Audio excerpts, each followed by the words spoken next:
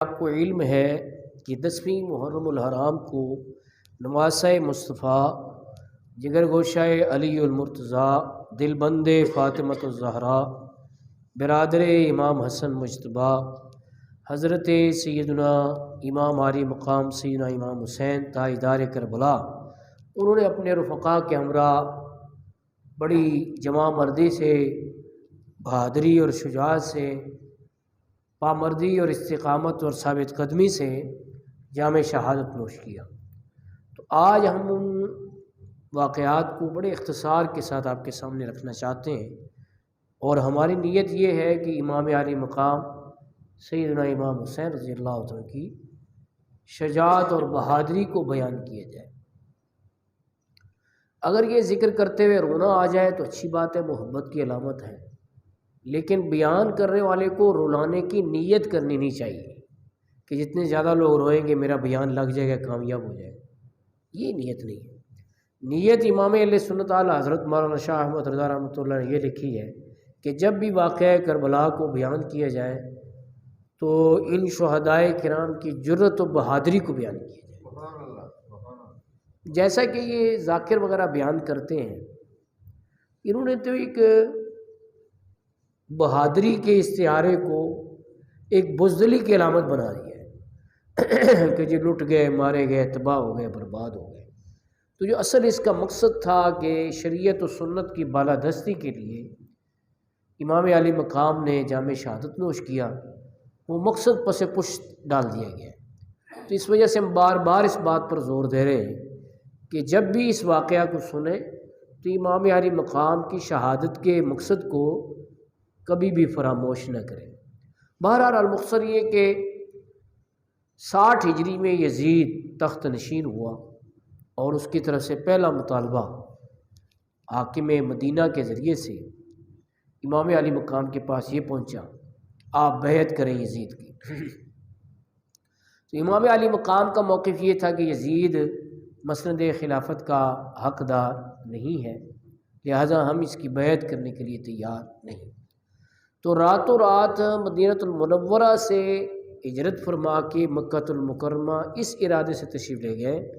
کہ حضرت عثمان غنی رضی اللہ تعالیٰ عنہ جیسے ان کو بڑے ظالمانہ طریقے سے مدینہ المنورہ میں شہید کیا گیا تھا، اور انہوں نے قتال کی اجازت نہیں دی تھی اس خیال سے کہ رسول اللہ صلی اللہ علیہ وسلم کے شہر کو آلودہ نہیں کرنا چاہیے مسلمانوں کے خون سے، تو آخری وقت تک بھی ان کی طرف سے قتال کی اجازت نہیں ملی۔ یہ واقعہ ہم بالتفصیل یہاں بیان کر چکے ہیں۔ تو امام عالی مقام سیدنا امام حسین رضی اللہ عنہ کے سامنے یہ بات بھی موجود تھی کہ یزیدیوں سے کچھ بھی بعید نہیں ہے کہ وہ مدینہ منورہ کی حرمت کو پامال کر دیں۔ تو آپ مکہ المکرمہ اس ارادے سے تشریف لے جا رہے ہیں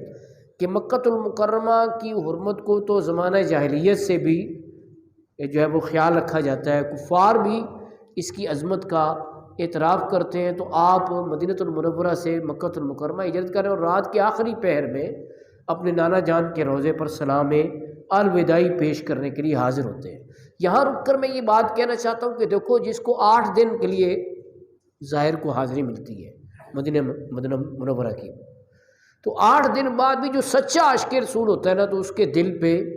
بڑا ایک بوجھ ہوتا ہے کہ یا رسول اللہ میں آپ کا شہر چھوڑ کر جا رہا ہوں۔ جو 8 دن وہاں رہا ہے اس کے دل پہ ایک غم اور اندوہ کی کیفیت ہوتی ہے۔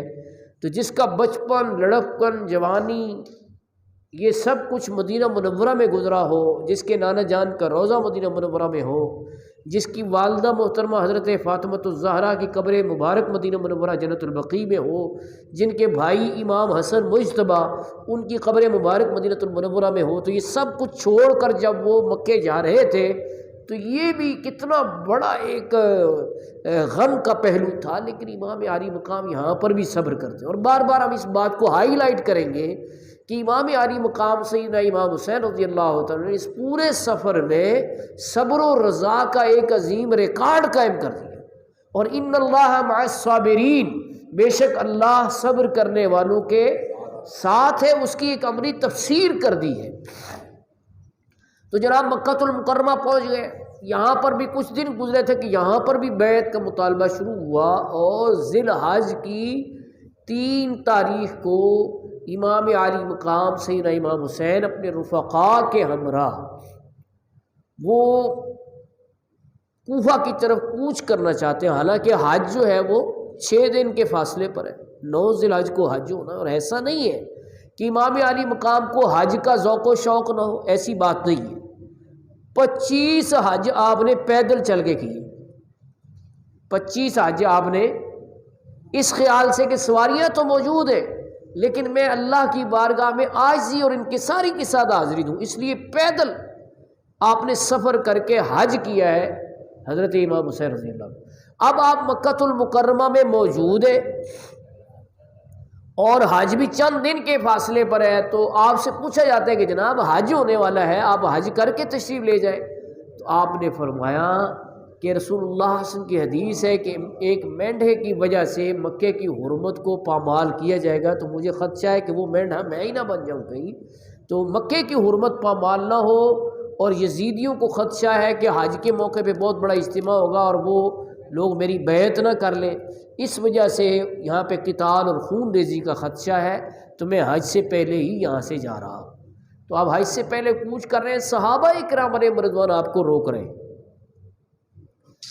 حضرت عبداللہ ابن عمر جو سیدنا عمر فاروق اعظم کے صاحبزادے ہیں وہ روک رہے ہیں، یہاں تک کہ جب آپ کوچ کر کے نکل بھی گئے ہیں تو آپ رستے میں پھر جا کے روکتے ہیں اور فرماتے ہیں کہ میں جو ہے یہ سمجھتا ہوں کہ آپ شہادت کے رستے پر جا رہے ہیں، آپ مکے میں رہیں، آپ سے کوئی تعرض نہیں کرے گا، ہم آپ کے ساتھ یہاں پہ کھڑے ہیں، آپ کی حفاظت کریں گے۔ یہ کون خیر خواہی کر رہے ہیں؟ حضرت عمر فاروق اعظم کے بولیے صاحبزادے، ان کے بیٹے جو ہیں جلیل القدر محدث ہوئے، بہت بڑے راوی حدیث ہیں، اور جن کا اتباع سنت کا جذبہ بڑا مشہور ہے، عبداللہ ابن عمر رضی اللہ تعالیٰ۔ اسی طرح عبداللہ بن زبیر نے بھی یہ کہا کہ ہم یہاں پر یزید سے بغاوت کر دیتے ہیں اور میں بھی آپ کے ساتھ ہوں، اسی کو ہم مرکز بناتے ہیں مکے کو۔ تو آپ نے بھی اسی خیال سے کہ مکے کی حرمت پامال لو، تو آپ نے ان کے مشورے کو تسلیم نہیں کیا۔ عبداللہ بن زبیر کون ہے؟ حضرت زبیر ابن العوام جو کہ عشرہ مبشرہ میں ہیں، ان کے صاحبزادے ہیں اور حضرت ابوبکر صدیق اکبر کے نواسے ہیں۔ اچھا، پھر جناب عبداللہ بن جعفر آ جاتے ہیں جو حضرت جعفر طیار کے صاحبزادے بھی ہیں اور حضرت امام عالی مقام کے بہنوئی ہیں، امام علی مقام کے بہنوئی ہیں۔ وہ اپنے بیٹوں اور محمد کو ایک خط دے کر بھیجتے ہیں اور کہتے ہیں میں بھی ان کے پیچھے آ رہا ہوں، تو آپ جلدی نہ کریں، آپ وہ کوفے والوں پہ بھروسہ نہ کریں، وہ آپ کے ساتھ وفا نہیں کریں گے۔ جبکہ آپ جواباً یہ کہتے ہیں کہ مجھے دیکھو، کسی روایت میں 1800 خط، کسی میں 1200، کسی میں 1000، کسی میں چلو 500 بھی لگا لو یا 200 لگا لو، جن خطوں میں یہ مضمون لکھا ہو کہ جی آپ تشریف لائیں کوفہ میں تو ہم آپ کی بیعت کرنا چاہتے ہو، اگر آپ تشریف نہ لائیں تو ہم مجبور یزید جیسے فاسق و فاجر کی بیعت کریں گے، اور کل قیامت دن اگر ہم سے سوال ہوا تو ہم یہ کہیں گے کہ جی ہم تو امام عالی مقام کو بلا رہے تھے، وہ آئے نہیں تو ہم نے مجبوراً یزید کی بیعت کی، تو آپ کی نانا جان سے ہم شکایت کریں گے۔ اس قسم کے جب مضمون ایک خط میں ہی کیوں نہ ہو تو وہی مضمون بڑا سخت ہے، چہ جائے کہ خطوط کی اتنی کثرت۔ آپ فرماتے ہیں اس وجہ سے میں جا رہا ہوں۔ عبداللہ بن جعفر جب آئے وہ کہنے لگے کہ میں حاکم مکہ سے یہ امان نامہ لکھوا کے لایا ہوں کہ آپ کو کوئی بھی مکہ المکرمہ میں کوئی نقصان نہیں پہنچائے گا، جس کا نام حاکم مکہ کا نام ہے عمر بن سعید بن العاص، وہ لکھ کر دے دیتا ہے اور اس پہ مہر بھی کر دیتا ہے کہ آپ کو مکے میں کچھ نہیں کہا جائے گا۔ یہ عبداللہ بن جعفر آپ کے بہنوئی یہ امان نامہ لکھوا کر لائے، رستے میں ملے تو آپ نے فرمایا نہیں، مجھے خواب میں ایک حکم ہو گیا ہے اور میں اس حکم کی پابندی کے لیے ضرور کوفہ جاؤں گا۔ اس بات کو ایک شاعر نے یوں بیان کیا ہے کہ سب نے کی عرض کے شہزادہ حیدر مت جا، اے حسین ابن علی دین کے سرور مت جا، سب نے کی عرض کے شہزادہ حیدر مت جا، اے حسین ابن علی دین کے سرور مت جا گل شاداب نبی، گل شاداب نبی، یہ تو حدیث کا ترجمہ ہے کہ رسول اللہ صلی اللہ علیہ وسلم ان دونوں بھائیوں کو، حسنین کریمین امام حسن اور امام حسین کو چومتے بھی تھے اور سونگھتے بھی تھے۔ عرض کی کہ یا رسول اللہ چومنا تو سمجھ میں آتا ہے لیکن سونگھنا سمجھ میں نہیں آتا، آپ ان شہزادوں کو سونگھتے کیوں ہیں؟ تو آپ سرکار نے فرمایا ہما ریحانتا یا من الدنیا، یہ دنیا میں میرے دو پھول ہیں، جنتی پھول ہیں، اس وجہ سے میں ان کو سونگھتا ہوں۔ امام اہل سنت اعلیٰ حضرت مولانا شاہ احمد رضا رحمۃ اللہ علیہ وجد میں آ گئے۔ آپ فرماتے ہیں کیا بات رضا، اس چمنستان کرم کی زہرا ہے کلی جس میں حسین اور حسن پھول۔ تو اس سے بھی اشارہ کرتے ہوئے شاعر کہتا ہے گل شاداب نبی اپنے چمن کو تو نہ چھوڑ، نازنی پھول ہے تو کانٹوں کے اندر مت جا، نازنی پھول ہے تو کانٹوں کے اندر مت جا۔ اور صحابہ کرام جن کے اسماء گرامی ابو سعید خدری، جابر بن عبداللہ، عبداللہ ابن عمر، یہ کیا کہہ رہے ہیں؟ خیر خواہی کر رہے ہیں کہ جناب آپ وہاں نہ جائیں، وہ قابل اعتبار لوگ نہیں ہیں، ان کے بارے میں تو مشہور ہے کوفی لا یوفی، کوفی وفا نہیں کرتے، بے وفا لوگ ہوتے ہیں۔ تو کہتے ہیں موسعید ابن عمر جابر ابن عباس، ابن عباس حضرت عبداللہ ابن عباس جو رسول اللہ صلی اللہ علیہ وسلم کے چچا حضرت عباس کے بیٹے ہیں۔ موسعید ابن عمر جابر ابن عباس تھا یہی کلمہ سبھی اصحاب کے لب پر مت جا، تھا یہی کلمہ سبھی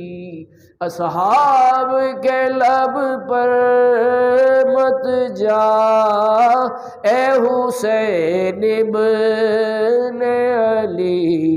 دین کے سرور مت جا۔ تو یہ ساروں نے خیر خواہی کا حق ادا کیا، اور معلوم ہوا اس بات پر زور اس لیے میں نے بڑی تفصیل کے ساتھ دیا ہے کہ صحابہ کرام اور اہل بیت اعظم یہ باہم شیر و شکر تھے اور ایک دوسرے کے خیر خواہ تھے، ٹھیک ہے نا۔ جن لوگوں نے اختلاف کی کہانیاں گھڑی ہیں اور من گھڑت روایتوں کی بنیاد پر ان میں اختلاف کی باتیں کرتے ہیں، وہ امت کو ڈیوائیڈ کرنا چاہتے ہیں، افتراق اور انتشار کی وادیوں میں دھکیلنا چاہتے ہیں۔ دراصل میں نے دیکھے کتنی وضاحت سے بتایا کہ حضرت عمر فاروق اعظم کے بیٹے، حضرت عباس کے بیٹے، حضرت جابر کے بیٹے، وہ سارے جو ہے روک رہے ہیں کہ جناب آپ وہاں نہ جائیں، وہ قابل اعتبار لوگ نہیں ہیں۔ تو آپ فرماتے ہیں دیکھو ایک تو یہ خطوط آئے ہوئے، دوسرا مجھے خواب میں ایک حکم ہو گیا ہے اور میں اس کی پاسداری کروں۔ تو چل پڑتے ہیں۔